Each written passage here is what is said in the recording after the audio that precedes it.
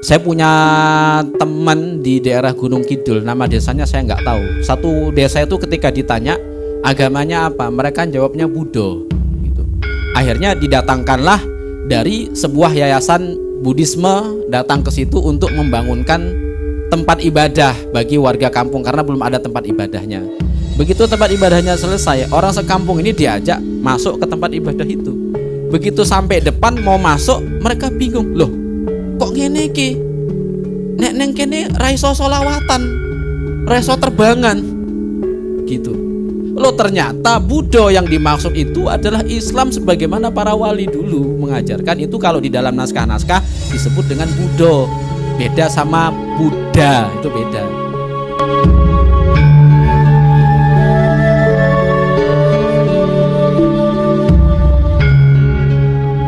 Ya, dari yang sini dulu, siapa yang mau nanya? Angkat tangan. 1, 2, 3, 4, 5. Banyak banget mas. Sing raket tok. Baik, monggo mas. Bisa maju ke depan.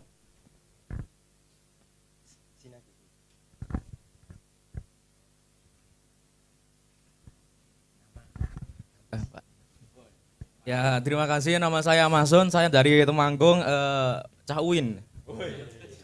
Gini, saya pengen tanya ke Pak Yasir gitu. Gini Pak, kalau saya amatikan penghayat di Jawa itu atau disebut dengan golongan kejawen itu masih memiliki kesamaan dengan ajaran para wali.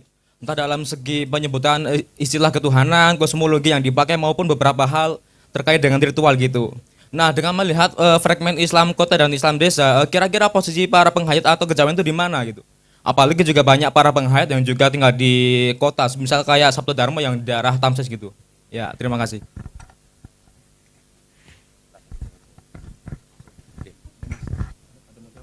Monggo Mas.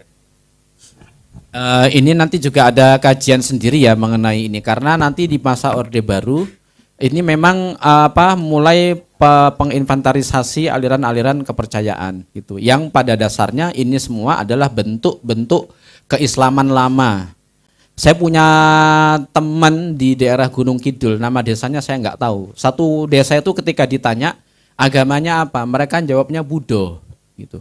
Akhirnya didatangkanlah dari sebuah yayasan Buddhisme datang ke situ untuk membangunkan tempat ibadah bagi warga kampung karena belum ada tempat ibadahnya.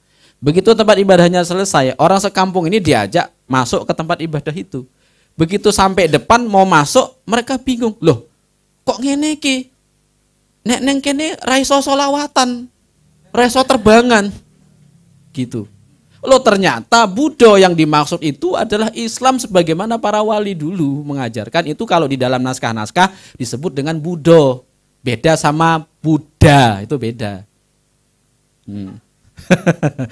Jadi nanti varian-varian kayak beginilah belakangan karena melihat Islam yang sudah sangat-sangat Arabik sekali hari ini, mereka merasa ini bukan identitas mereka sebagai kaulonya Wali Songo. Akhirnya memisahkan diri, membuat aliran kepercayaan. Gitu. Saya pun kalau semakin Arab-Arab semua nanti mungkin tak buat aliran sendiri aja gitu kan. Aliran gitu, tapi ya enggak.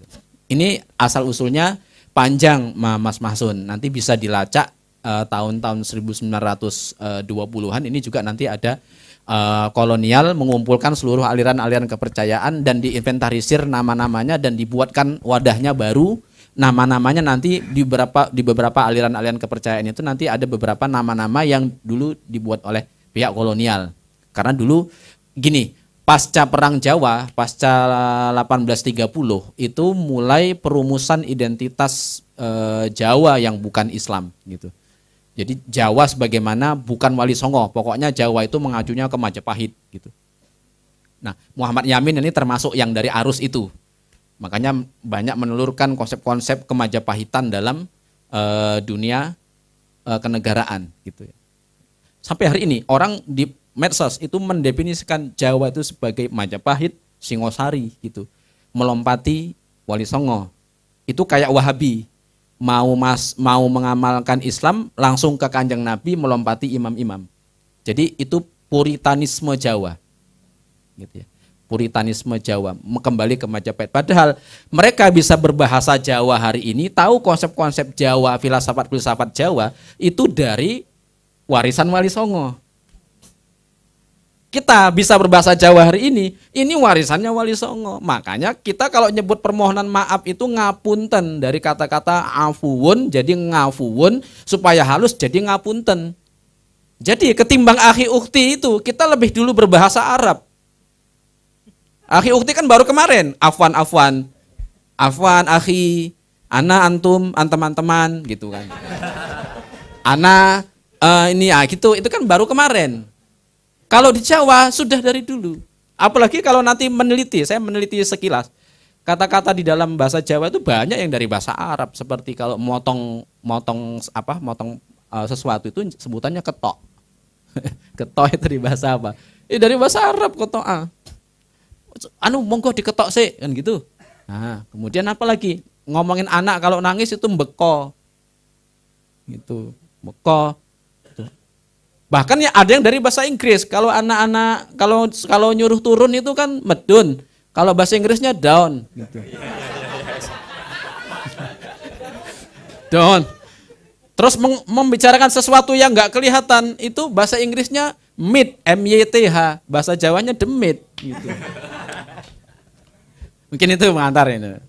Itu yang satu itu guyon tapi kok kayaknya serius gitu. Gitu ya maksudnya. Mereka masih memakai itu, dan nanti ketika ditanya kitab-kitabnya apa, istilah-istilah yang dipakai juga istilah-istilah Arab gitu, sembah, rahmat, istilah-istilah yang banyak ngambil dari kitab-kitab primbon. Dan kitab primbon yang ada di tengah masyarakat itu warisannya, kalau yang dari Surakarta itu Ronggo Warsito, kalau yang dari sini itu KPH Cakraningrat. KPH Cakraningrat itu dan nama Pak Patih dan Rujo ke 6. Ini dulu jaksa atau ketua pengadilan ketika mengadili masyarakat pakai hukum fikih Islam berdasarkan keraton. Kitab-kitab yang dikutip untuk sebagai kitab hukum fikih di keraton itu yang satu dari kitab Al-Muharrar Imam Ar-Rafi'i. Yang kedua kitab nanti namanya kalau diserat itu Fathul Mungin. Maksudnya itu Fathul Mu'in. Kemudian ada lagi kitab yang dikutip itu Al-Mahalli. Kemudian ada lagi kitab yang dikutip di situ kitab Fathul Wahhab, maksudnya Fathul Wahhab. Ini Jawa yang keraton loh, bukan yang lain-lain gitu. Jadi kalau kita mau melihat identitas ini ya kajiannya penting untuk dikaji gitu ya. Kira-kira gitu dari saya. Kita semua ini adalah Islam kafah karena sejak di dalam kandungan kita sudah Islam. Kenapa? Karena sebegitu orang tua kita tahu ada janin di dalam perut, langsung dibuatkan brokohan selamatan. 4 bulan mapati, ngundang tetangga baca doa surat-surat mulia sama sajinnya lengkap. Bahkan ada yang dibaan terbangan.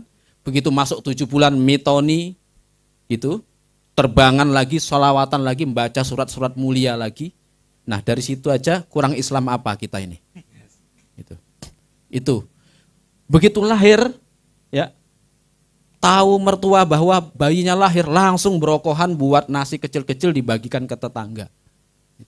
Itu lahir. Begitu nanti masuk sepasar tuh 5 hari setelah lahir biasanya tali pusarnya putus. Itu nanti selamatan berokohan lagi.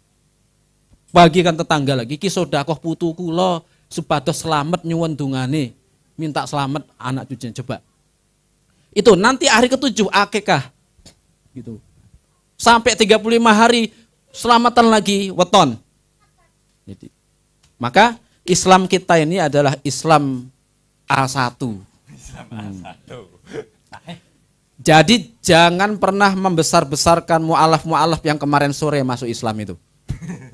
Karena mereka sejak kapan masuk Islam? Umurnya masuk Islam umur 20 tahun mas. Saya selalu bertanya, ini 20 tahun orang ini kemana aja kok belum tahu Islamnya? Gitu. Itu pun diundang ceramah kemana-mana. Gitu. Seharusnya yang minta diceramahi yang baru masuk Islam itu. Ngundang Amin gitu, ngundang Anwar, suruh ceramah gitu. Maka Islam kita ini A1 sejak dari kecil kita sudah diislamkan di dalam perut dengan berbagai macam keislaman yang dulu digariskan oleh para aulia. Jadi dari situ tidak ada kita ini Islam abangan, apalagi priai itu macam-macam itu. Kapan-kapan nanti ngobrol tentang itu lagi. Demikian, wallahu a'lam bishawab. Assalamualaikum warahmatullahi wabarakatuh. Waalaikumsalam warahmatullahi wabarakatuh. Baik, terima kasih teman-teman semua yang udah hadir di sini dan terima kasih juga buat Mas Yasir, Sarjoko dan Aziz. Saya kira cukup untuk bincang buku malam ini. Selanjutnya kalau masih ada sesuatu yang mungkin mengganjal atau yang ingin ditanyakan atau ingin meminta klarifikasi atau apapun itu bisa dihubungi langsung. Saya kira 3 orang yang ada di sini aktif di media sosial baik di Instagram maupun di Twitter buat Joko dan Aziz. Nah, Mas Yasir ini khusus di Facebook gitu karena ada gap generasi itu cukup kerasa ya. Itu saya kira itu. Terima kasih buat teman-teman semua. Sekali lagi mohon maaf apabila saya dan teman-teman yang ada di sini ada kesalahan yang mungkin dianggap kurang atau kurang berkenan di hati panjenengan semua. Saya mewakili meminta maaf. Begitu ya. Baik, terima kasih. Kurang lebihnya wassalamualaikum warahmatullahi wabarakatuh.